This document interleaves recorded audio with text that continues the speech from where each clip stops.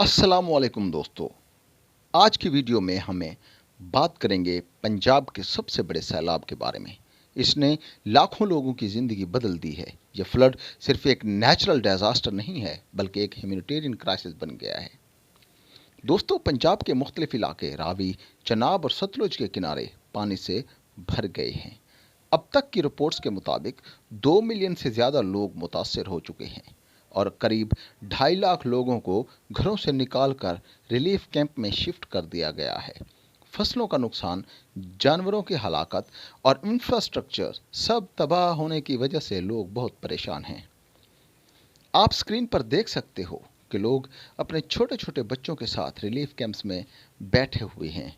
घर, ज़मीन और माल सब कुछ पानी ले गया है और उनके पास अब सिर्फ उम्मीद बची है।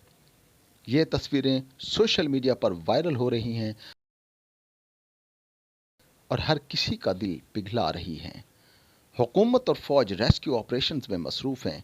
एनडीएमए और रेस्क्यू 1122 टीम्स लोगों को निकाल रही है, खाने और मेडिसिन प्रोवाइड्स कर रही है।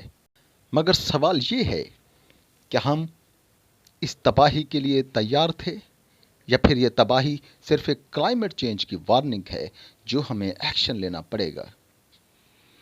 एक और कंट्रोवर्सी सोशल मीडिया पे चल रही है कि इंडिया ने डैम से पानी रिलीज किया जिसके बाद पंजाब की नदियां भर गईं।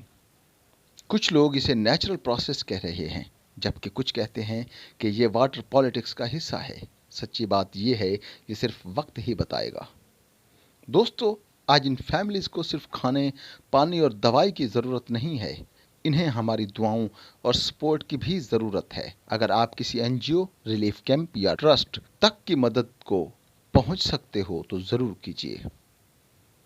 ये थी आज की रिपोर्ट पंजाब के सैलाबों के बारे में। आपका क्या ख्याल है? क्या ये सिर्फ क्लाइमेट चेंज की वजह से हुआ या फिर पानी रिलीज़ करने की स्ट्रेटजी इसके पीछे है? अपनी राय कमेंट सेक्शन में ज़रूर लिखिए। और अगर आप चाहते हो कि हम आप तक इस तरह की ग्राउंड रियलिटीज़, व्लॉग्स और ट्रेंडिंग न्यूज़ अपडेट्स पहुंचाते रहें तो चैनल को सब्सक्राइब करना ना भूलिए।